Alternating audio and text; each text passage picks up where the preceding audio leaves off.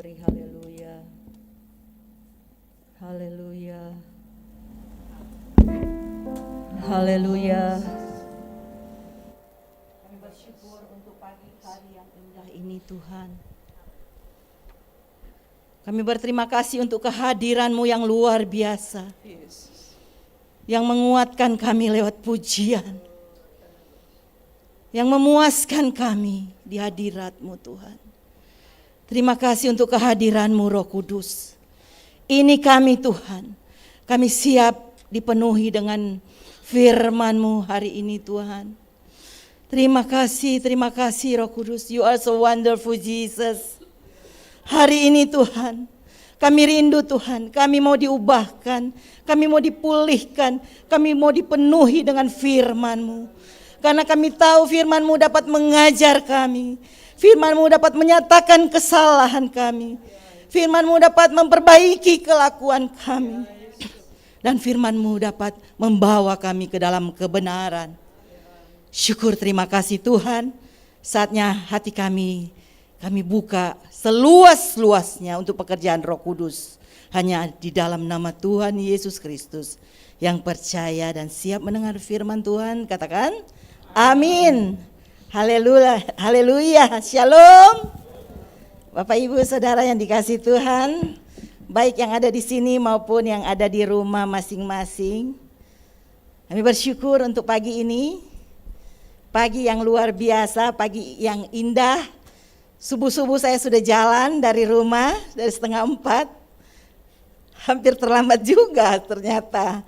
Tadi jam 6:15 baru tiba di sini. Tapi semua karena kemurahan Tuhan. Puji nama Tuhan. Saudara sekalian, sekian lamanya kita sudah menjadi orang-orang Kristen. Sekian lamanya kita sudah melayani. Dan pagi hari ini mari kita akan bercermin dari satu kebenaran firman Tuhan. Satu tema yang saya beri judul Meaningful Life, atau kehidupan yang bermakna. Seringkali ada kekeliruan, manusia memaknai hidupnya hanya dengan di mana dia boleh mempunyai uang sebanyak-banyaknya, di mana dia boleh mempunyai jabatan yang tinggi, dia mempunyai pengaruh yang luar biasa. Saudara, kadangkala karena fokusnya ingin sukses, dia ingin memaknai hidupnya untuk terkenal, sehingga dia melupakan Tuhan, melupakan orang-orang terdekat, saudara, hanya mengejar kesuksesan yang membentuk dirinya menjadi pribadi yang tidak pernah puas dan tidak pernah bersyukur. Masih banyak juga hal duniawi yang memang di luar kelihatannya sangat berarti, merupakan sesuatu yang sepertinya ini sangat berarti buat kita. Tetapi akhir-akhir ini kita harus mengerti makna dan tujuan hidup sebagai orang-orang percaya, di mana yang Tuhan inginkan. Karena apa? Dengan kita menciptakan makna tersendiri itu akan membawa kepada kesengsaraan. Yang Tuhan inginkan, kita bukan menciptakan makna hidup, tetapi kita menemukan makna hidup itu sendiri, saudara-saudara. Oleh karena itu hari ini saya ingin mengajak saudara-saudara untuk mempelajari apa yang Tuhan taruh di hati saya. Kita belajar untuk mengerti makna hidup, makna kehidupan. Saudara yang dikasihi Tuhan, kita akan membaca dari firman Tuhan yang terdapat di dalam Yohanes 15 ayat 4 sampai 5. Berkata demikian, tinggallah di dalam aku dan aku di dalam kamu. Sama seperti ranting tidak dapat berbuah dari dirinya sendiri kalau ia tidak tinggal pada pokok anggur. Demikian juga kamu tidak berbuah jikalau kamu tidak tinggal di dalam aku. Akulah pokok anggur dan kamulah ranting-rantingnya. Barang siapa tinggal di dalam aku dan aku di dalam dia, ia berbuah banyak. Sebab di luar aku kamu tidak dapat berbuat apa-apa. Jadi saudara, di sini dikatakan di luar aku kamu tidak dapat berbuat apa-apa. Jadi saudara, meaningful life adalah kehidupan yang berintegritas di mana kita diharapkan diharapkan atau kita dapat menghasilkan buah di dalam Kristus.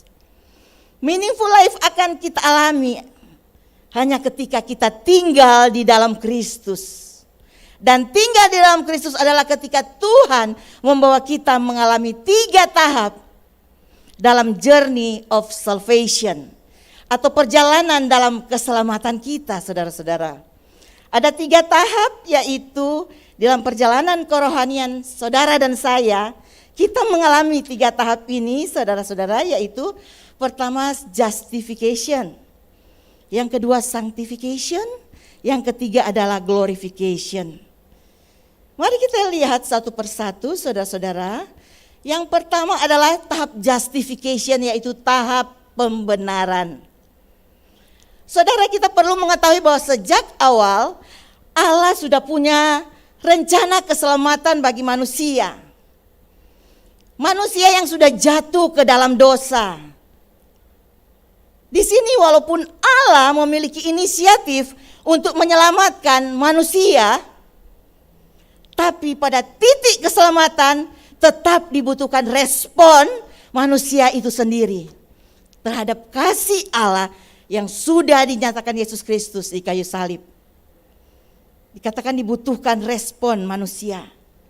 Tetap saja membutuhkan respon manusia ketika dorongan Roh Kudus untuk membuat manusia itu bertobat, mengajak manusia itu meninggalkan hal-hal yang lama, dosa-dosanya, untuk kembali kepada Allah. Tetapi kalau manusia itu sendiri menolak atau tidak meresponi, manusia itu sendiri akan menanggung resikonya. Tuhan sudah menawarkan keselamatan itu dengan Dia datang ke dunia untuk rela mati, menyelamatkan orang-orang yang sudah berdosa.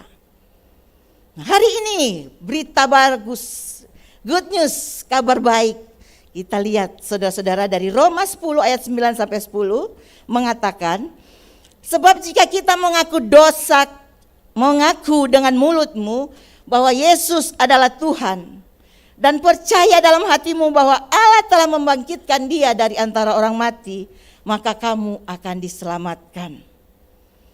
Karena dengan hati orang percaya dan dibenarkan, dan dengan mulut orang mengaku dan diselamatkan. Jadi saudara-saudara, jelas di sini firman Tuhan mengatakan, kalau kita percaya, kita mengaku dosa, kita diselamatkan. Katakan, karena dengan hati orang percaya dan dengan mulut orang mengaku, maka dibenarkan. Yang memberi respon itu adalah manusia sendiri. Dia mau datang meminta ampun atas segala dosa-dosa. Dengan mulutnya mengaku, Tuhan ampuni. Saya sudah berbuat dosa dan saya belum mengenal Engkau lebih dalam lagi. Aku mau minta ampun Tuhan. Dan aku percaya sekarang Engkau adalah Tuhan dan Juru Selamat pribadi saya. Untuk membawa saya kepada rencana-Mu yang dahsyat. Mengaku, respon manusia dibutuhkan untuk karya pembenaran ini. Dalam justification ini Tuhan. Butuh respon dari manusia itu sendiri. Dikatakan karena dengan hati orang percaya dan dibenarkan, dan dengan mulut orang mengaku dan diselamatkan. Jadi saudara-saudara sekalian, justification adalah peristiwa yang terjadi sekali saja dan seketika. Ketika kita mengaku, ketika kita percaya, Tuhan akan menyelamatkan kita. Di mana peristiwa itu menghasilkan pendamaian antara seseorang dengan Allah sendiri lewat pengorbanan Yesus Kristus di kayu salib. Nah, saudara-saudara sekalian, tahap inilah Allah tidak memperhitungkan dosa-dosa kita. Di tahap inilah kita dibenarkan. Ada pemulihan di dalam roh kita. Di tahap inilah kita mengalami perubahan status dari orang yang berdosa sehingga kita punya identitas baru, yaitu sebagai anak Allah. Jadi mengalami pembenaran, pemulihan di dalam roh, dan kita memiliki identitas baru. Kita menjadi anak Allah, kita menjadi warga kerajaan surga. Pembenaran terjadi. Di tahap ini pemulihan roh, saudara, kita dimateraikan oleh Roh Kudus. Roh Kudus menyertai orang percaya dari sekarang sampai selama-lamanya ketika dia mengaku. Dari pembenaran, pemulihan roh, dan mendapatkan identitas baru. Jadi ketika kita mendapatkan identitas baru, kita menjadi anak Allah, kita sudah dibeli dengan darah yang mahal. Tentunya hidup kita tidak boleh semau-maunya lagi. Tapi hidup kita harus benar-benar maunya Tuhan mengarahkan hidup saudara dan saya. Nah, oleh karena itu kita perlu tahu bahwa keselamatan yang telah kita terima itu perlu dikerjakan. Saudara, kita sudah selamat, kita sudah dibenarkan. Tidak sampai di situ saudara-saudara. Dikatakan di dalam Filipi 2 ayat 12-13 mengatakan, tetaplah kerjakan keselamatanmu dengan takut dan gentar. Karena Allah yang mengerjakannya di dalam kamu, baik kemauan maupun pekerjaan menurut kerelaannya. Nah saudara, pada saat kita pembenaran, kita sudah diselamatkan, kita sudah diampuni dosa-dosa, sudah jadi orang yang percaya kepada Tuhan Yesus Kristus, sudah lahir baru. Tetapi masih ada banyak orang-orang yang katanya Kristen, tapi tidak mencerminkan hal-hal Kristen, tidak mencerminkan kehidupan Kristus di dalamnya. Karena dia hanya stop sampai di situ. Dia tidak melakukan keselamatan itu dengan takut dan gentar. Dia hanya pikir sekali selamat tetap selamat. Tidak saudara. Kita harus mengerjakannya dengan apa yang Tuhan rindukan untuk kita dibersihkan dari hari ke hari. Karena memang roh sudah dibersihkan. Tetapi ada tahap berikutnya nanti ke dalam tahap sanctification. Di mana pengudusan, di mana jiwa kita, seluruh jiwa kita akan dipulihkan saudara-saudara sekalian. Oleh karena itu semangat, Allah Roh Kuduslah yang akan memberikan kekuatan kepada saudara dan saya, kepada kita semua untuk mengerjakan keselamatan itu. Tentunya kita tidak bisa mampu mengerjakan sendiri. Karena ketika kita sudah terima Yesus, Roh Kudus akan memampukan kita karena Dia adalah Roh penolong. Yang akan kita berjalan, di mana akan mengarahkan kita, mengingatkan kita ketika kita mulai lewat relnya. Dan Allah Roh Kudus akan menyertai kita untuk memasuki pada tahap selanjutnya, yaitu tahap sanctification atau pengudusan. Saudara sekalian, pengudusan adalah karya kasih karunia Tuhan yang cuma-cuma, di mana kita diperbaharui dalam manusia seutuhnya menjadi segambar dengan Allah. Dan semakin dimampukan untuk mati bagi dosa dan hidup untuk kebenaran. Saudara-saudara yang dikasihi Tuhan, tahap yang kedua ini bagi saudara dan saya yang sudah lahir baru. Ini adalah satu tahap kehidupan yang harus kita jalani dari hari ke hari. Di tahap inilah kita melalui perjalanan rohani, kita sebagai orang percaya, di tahap sanctification inilah kita membangun keintiman dengan Tuhan. Di tahap inilah proses pengudusan itu berlangsung. Dikatakanlah, akulah pokok anggur yang benar dan Bapakulah pengusahanya. Setiap ranting padaku yang tidak berbuah dipotongnya. Setiap ranting yang berbuah dibersihkannya. Supaya apa? Supaya ia lebih banyak berbuah. Jadi benar-benar kalau memang tidak berbuah akan dipotong. Itu firman Tuhan yang katakan.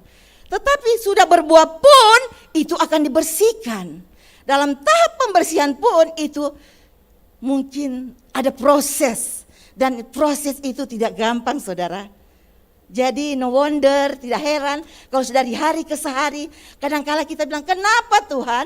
Saya sudah melakukan ini, sudah melakukan itu. Tetapi masih saya mengalami hal-hal seperti ini. Sadar saudara, kalau saudara sudah dalam Tuhan, bilang puji Tuhan, terima kasih untuk masalah hari ini. Karena saya tahu ini proses untuk mendewasakan saya, untuk menguduskan saya dari hal-hal yang belum indah di mata Tuhan. Jadi di tahap sanctification ini kita akan mengalami yang namanya metanoia. Perubahan pola pikir. Dari pola pikir duniawi ke pola pikir ilahi, saudara-saudara. Amin. Pemulihan jiwa. Pemulihan jiwa.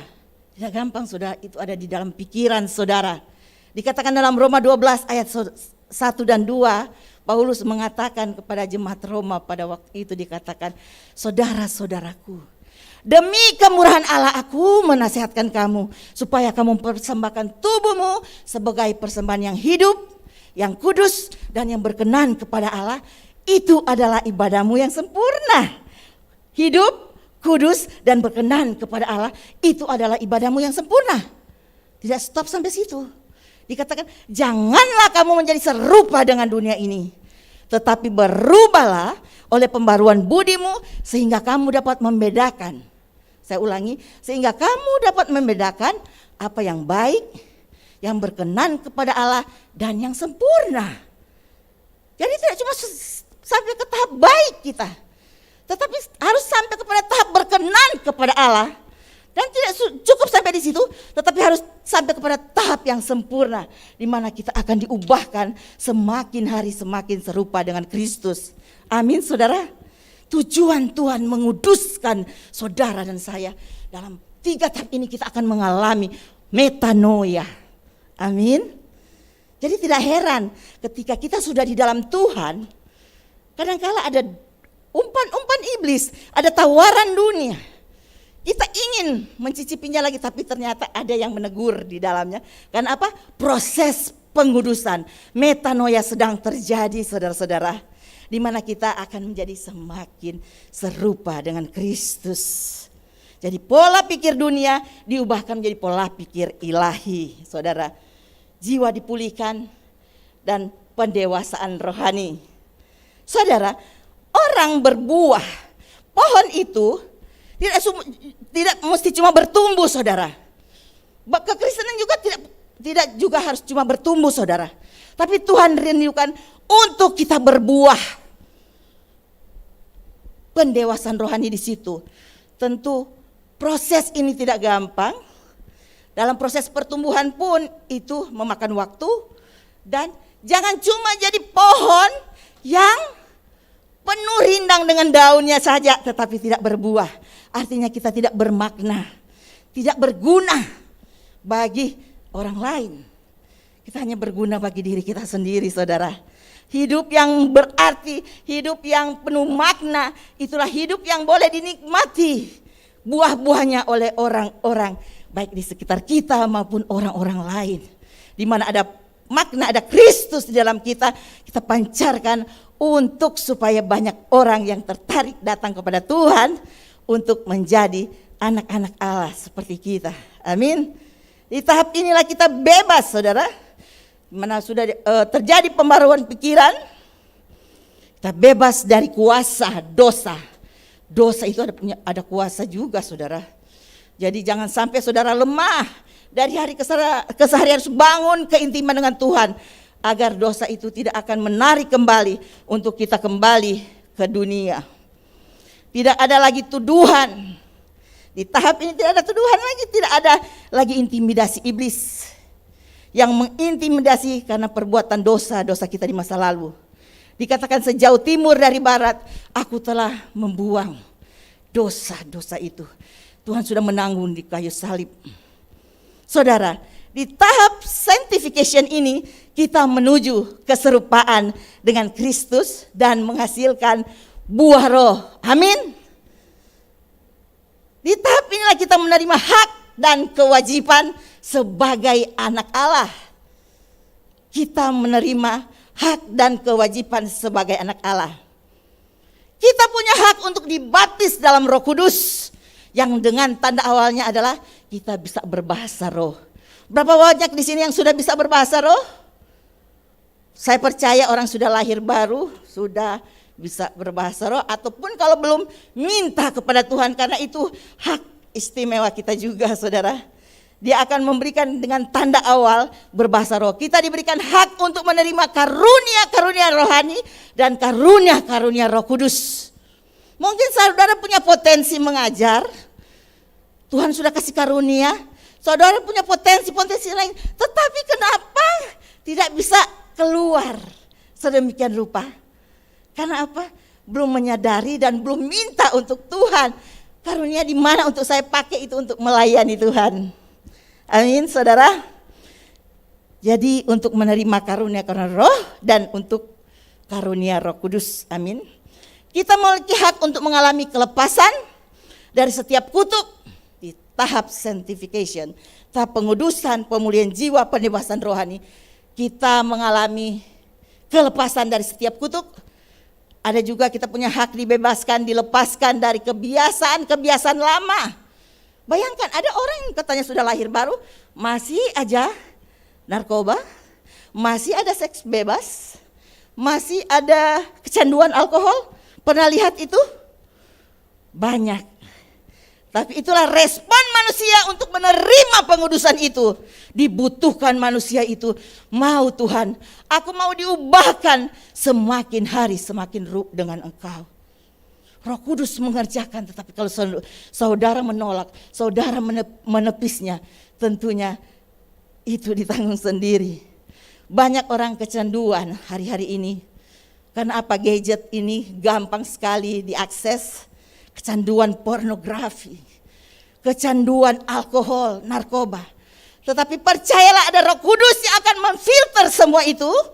Dan kitalah orang-orangnya yang untuk memberi pengertian kepada, mungkin ada saudara-saudara kita yang sedang kecanduan seperti itu. Kitalah satu-satunya untuk yang sudah menerima penebusan itu, sudah menerima pengudusan itu, kita mulai melayani mereka, saudara-saudara. Kita punya hak, kita doakan, kita punya diberi kuasa untuk dapat mendoakan orang sakit. Katanya tanda-tanda ini akan menyertai orang-orang percaya. Mereka akan mengusir setan demi nama Yesus. Mereka akan berbicara dalam bahasa-bahasa yang baru baginya. Mereka akan menumpangkan tangan atas orang sakit dan orang itu akan sembuh.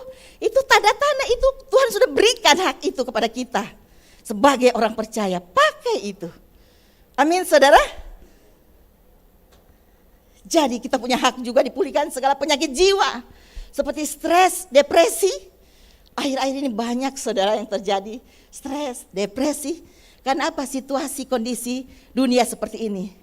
Orang boleh banyak uang, penguasa, terjadi apapun. Tetapi dalam roh dia tidak kuat, dalam jiwa dia jatuh. Akhir-akhir ini masih viral hal itu. Di mana boleh mengaku orang Kristen tetapi bisa jatuh. Tapi lihat, kita minta, kita doakan orang-orang yang seperti ini untuk kembali kepada Tuhan. Untuk mengerti bahwa dia sedang dalam proses pengudusan. Untuk meresponi panggilan Tuhan sampai kepada kesempurnaan. Amin, saudara. Dan kita juga punya hak untuk mengalami kesembuhan dari segala penyakit fisik. Banyak penyakit fisik. Saya teringat suami saya sakit.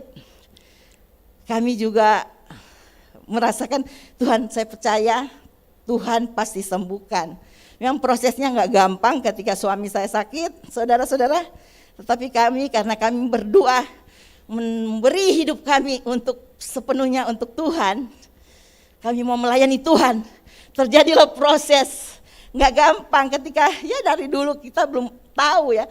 Awalnya ketika kita menaruh hidup kita kepada Tuhan, masalah ada aja. Masalah satu belum selesai, ada aja masalah ini. Tetapi itulah anak-anak Tuhan yang sudah diberikan kekuatan. Lalu kita melewati semua proses itu dan puji nama Tuhan. Dengan cara yang ajaib Tuhan boleh sembuhkan. Beri kemuliaan bagi nama Tuhan. Haleluya. Jadi ingat, kita ada hak ya untuk terima kesembuhan. Kita ada hak untuk diberi kelepasan. Dan ingat, saya bilang ada kewajibannya saudara-saudara. Selain punya hak, kita juga punya kewajiban. Kewajiban kita adalah kita wajib dimuridkan. Di tahap ini saudara-saudara, kita wajib dimuridkan dan juga menjadi murid dan harus memuridkan kembali. Pada waktu kita dimuridkan, kita diajarkan bagaimana belajar berdoa, bagaimana mengenal Tuhan, diajarkan untuk melayani, mempelajari Alkitab, dan lain sebagainya. Tuhan memperlengkapi sedemikian rupa, asalkan manusia itu sendiri mau diajar, mau dimuridkan. Itulah kewajiban yang harus kita lakukan dan juga kita punya kewajiban lebih penting lagi saudara-saudara, di mana Tuhan bilang, pergilah, jadikanlah semua bangsa muridku, dan baptislah mereka dalam nama Bapa, Anak, dan Roh Kudus. Itulah peristiwa penting atau tugas penting sebagai orang percaya yang sudah dibenarkan, yang sedang dikuduskan untuk melakukan hal yang Tuhan suruh. Bukan kalau kamu bisa, kamu pergi. Tidak, saudara. Dikatakan pergilah, jadikanlah semua bangsa murid Tuhan. Tuhan gak bilang pergilah, jadikanlah semua bangsa pengikut Yesus. Otomatis kalau kita jadi pengikut Yesus, kita punya keinginan untuk selalu belajar firman Tuhan. Seorang murid itu harus punya keinginan untuk belajar. Ciri seorang murid yaitu ingin belajar, saudara. Inilah kewajiban yang harus kita lakukan, yaitu kita melakukan amanat agung Tuhan Yesus Kristus. Amin, saudara. Mungkin kita hanya menceritakan kasih Kristus kepada keluarga kita, mungkin suami kita, anak-anak kita, atau orang-orang jauh via telepon. Sekarang sudah tidak bisa dibatasi, bisa via WA, bisa via Facebook dan lain sebagainya. Kita menceritakan kasih Tuhan, melakukan itu tuh untuk respon kebaikan Tuhan, syukur kepada Tuhan. Saya sudah diselamatkan dan saya mau orang-orang yang belum mengenal Tuhan dapat mengenal Tuhan lewat pemberitaan kita. Nah, saudara, perhatikan baik-baik. Kita akan mengalami kehidupan yang bermakna atau meaningful life ketika kita menjadi pribadi yang misioner. Apa maksud pribadi misioner? Pribadi misioner adalah pribadi yang dipimpin oleh Roh Kudus untuk melanjutkan misi Tuhan Yesus Kristus untuk melakukan amanat agungnya. Jadi kita sudah penuhi Roh Kudus, kita harus melakukan amanat agung itu. Karena apa dikatakan? Tidak perlu khawatir karena Tuhan menyertai kita sampai pada akhir zaman. Nah, saudara, berbicara tentang amanat agung adalah berbicara tentang kerinduan hati Allah.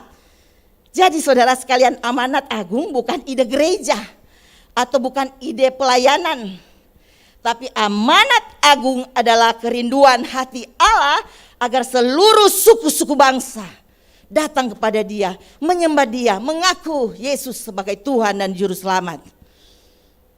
Dia mati menebus dosa kita agar supaya kita semua diselamatkan, tidak terkecuali.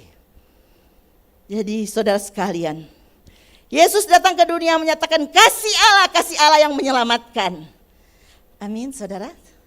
Kasih Allah yang menyelamatkan kasih Allah yang menyelamatkan saudara-saudara dari lumpur dosa. Kasih Allah yang menyelamatkan kita dari hidup-hidup yang memberontak. Menyelamatkan saya dan saudara sehingga kita sudah memiliki status sebagai anak-anak Allah. Dan kasih Allah yang ini bisa menular, saudara. Sebagai orang Kristen, biarlah orang merasakan buah itu. Biar engkau menularkan kasih Allah yang sudah engkau terima sebelumnya. Sudah penuh di dalam hati saudara. Tetapi justru memberi kehidupan. Kasih Allah yang memberikan kehidupan. Kalau saya analogikan, selama ini kan kita udah dicecer dengan corona, virus corona, di mana sangat menular. Kita lihat orang bersin aja kita harus lari. Tetapi saudara, jangan cuma corona yang boleh menular. Kasih Allah yang ada pada kita tularkan kepada orang-orang yang lain. Kita sudah melakukan apa yang Tuhan rindukan. Kita menjangkau jiwa-jiwa. Nah, jadi kita seperti itu. Sedang kasih Allah justru harus kita minta setiap hari, Tuhan berikan aku kasih itu Tuhan. Ada banyak jiwa-jiwa yang belum mengenal Engkau. Mungkin suamimu yang belum mengenal Engkau. Mungkin anak-anakmu yang belum mengenal Tuhan. Mungkin ada istri yang belum mengenal Yesus. Tugas kita, tugas saudara dan saya. Nah, Bapak Ibu saudara yang kasih Tuhan, jaga kasih mula-mula itu, jangan sampai kita kehilangan hanya dengan tawaran dunia yang semakin hari semakin gencar untuk menjatuhkan anak-anak Tuhan. Nah, perhatikan baik-baik, kasih Kristus adalah kasih Allah yang telah menyelamatkan saudara dan saya. Untuk kita gunakan, untuk menjangkau jiwa-jiwa. Haleluya. Nah, pertanyaannya sekarang, bagaimana kita menularkan kasih Allah yang menyelamatkan itu? Jawabannya adalah ketika kita mengalami kelimpahan kasih, Saudara, gelas ini penuh, udah penuh. Tentunya untuk kita isi penuh lagi, kita harus bagikan lain orang untuk kita isi lagi. Demikian Allah memenuhi kita dari hari ke hari. Dia memberikannya dengan cuma-cuma, tanpa membangkit-bangkitkan. Oleh karena itu, kasih Allah yang penuh itu yang kita harus bagikan kepada orang-orang di sekitar kita. Ceritakan bagaimana Tuhan sudah menyelamatkan saudara dan saya. Jadi seorang yang mengalami kepenuhan kasih Allah, maka otomatis dia akan mengalami impartasi kehidupan Kristus, yaitu belas kasihan akan jiwa-jiwa yang terhilang. Makanya tidak heran ya, kita itu ketika kita sudah dalam tahap ini, rasanya rindu mau ceritakan tentang Tuhan, rasanya rindu untuk bersaksi. Apa yang terjadi setelah kita ingin bersaksi? Rasanya mulut ini kita tidak bisa kunci karena kita ingin bersaksi tentang kasih Kristus. Puji Tuhan, itu tandanya di mana saudara Tuhan rindu untuk melakukan amanat agung. Haleluya. Tahap sanctification ini adalah tahap di mana kita menghidupi kehidupan Kristus di dalam kita. Tahap di mana kita melakukan sebagaimana dinyatakan oleh Alkitab. Barang siapa mengatakan bahwa ia ada di dalam dia, ia wajib hidup seperti Kristus hidup. Kristus telah hidup. Jadi bagaimana? Yesus berani bertekun. Yesus berani memberitakan Injil. Kita pun harus demikian. Karena kita meneladani Kristus. Kapan saja, di mana saja, pada siapa saja. Kita begitu bergairah untuk menceritakan kasih Allah, saudara-saudara sekalian.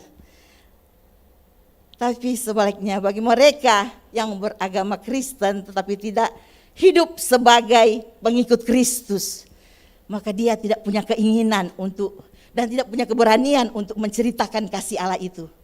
Bisa dilihat orang Kristen tapi kok malah jadi toksik.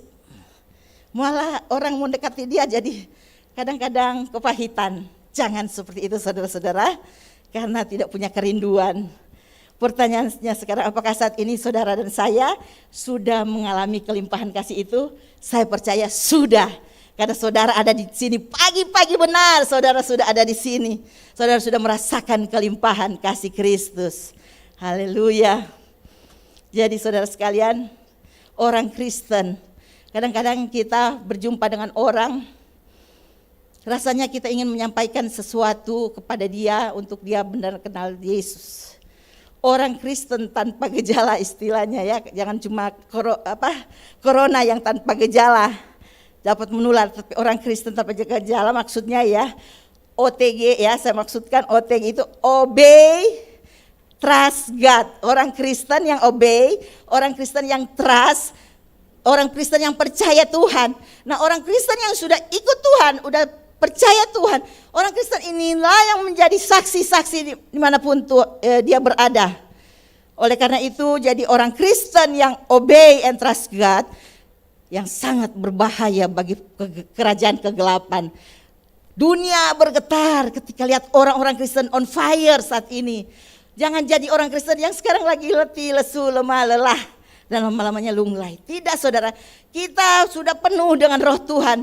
Mari kita bagikan, kita sebarkan roh itu untuk dapat membangkitkan kembali orang-orang untuk mengenal Tuhan. Sehingga kita benar-benar memiliki hidup yang benar-benar berarti. Hidup benar-benar mengalami kehidupan yang benar-benar bermakna di hadapan Tuhan. Ketika kita melakukan apa yang Tuhan rindukan.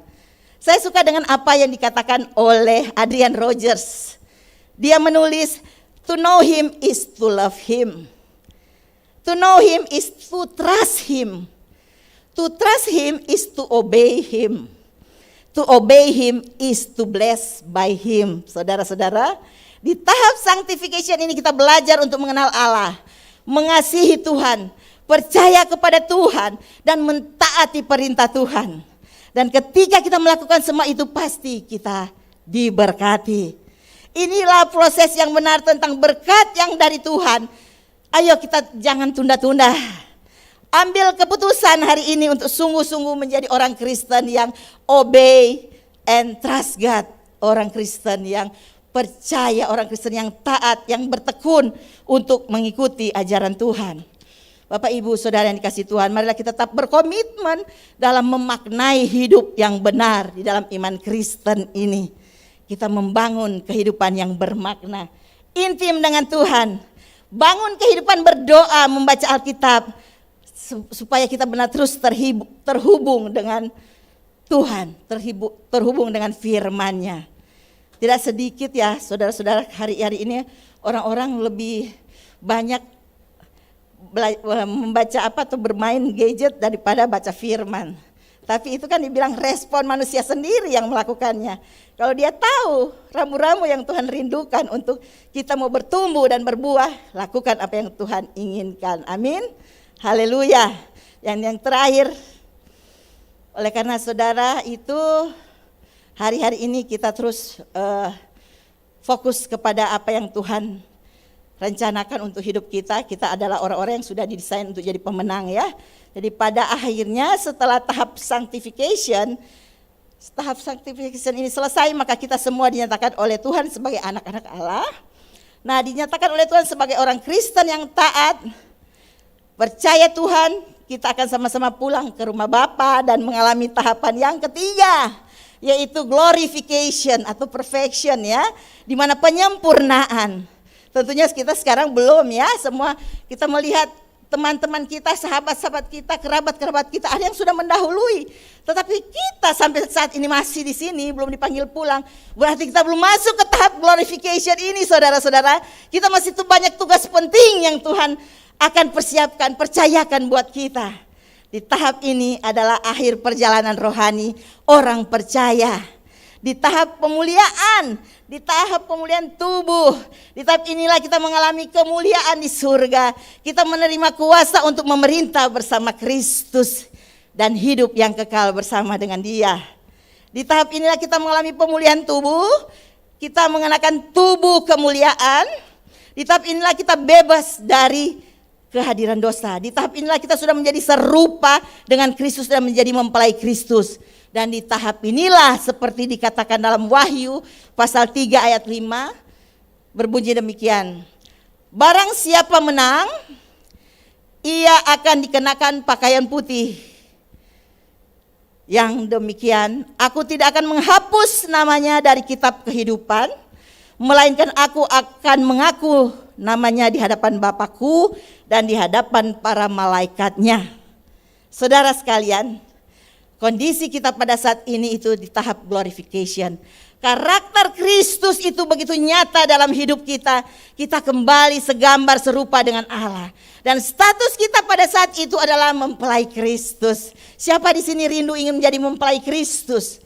Tentunya tahap-tahap ini kita lalui sehingga hidup kita benar-benar berarti saudara-saudara. Puji nama Tuhan, saya rindu saya dan saudara benar-benar pada waktunya Tuhan kita menjadi mempelai Kristus lewat tahap di mana kita sudah menyelesaikan apa tugas kita di muka bumi ini. Dan hidup kita menjadi berarti, di mana kita melakukan kebenaran firman Tuhan, di mana kita terus terhubung dengan Tuhan lewat proses pertama pembenaran, kemudian proses pengudusan, dan ketiga proses glorification. Puji nama Tuhan, mari kita tundukkan kepala. Haleluya, haleluya. Tuhan, kami bersyukur karena kasih karunia-Mu. Kami diselamatkan oleh iman dan bukan hasil usaha kami, tapi semua semata-mata oleh karena kasih karunia-Mu. Terima kasih untuk kebenaran firman Tuhan pagi hari ini Tuhan. Kami boleh mengerti Tuhan, rindu kami jangan cuma sampai tahap di mana Engkau sudah menyelamatkan kami. Kami percaya kami harus terus melakukan apa yang menjadi kehendak dan rencana Tuhan lewat proses kehidupan yang Tuhan ajarkan, supaya kami belajar daripada Tuhan. Di mana Tuhan rindu kami akan menjadi mempelai Kristus yang siap dijemput. Syukur, terima kasih Tuhan, biarlah firman Tuhan pagi ini dimateraikan di dalam hati dan pikiran kami, supaya kami benar-benar menjadi orang-orang yang bisa melakukan kebenaran ini dari hari ke hari atas pertolongan Roh Kudus. Terima kasih Bapa di surga, hanya di dalam nama Yesus kami sudah mendengar firman Tuhan. Yang percaya katakan amin. Puji Tuhan.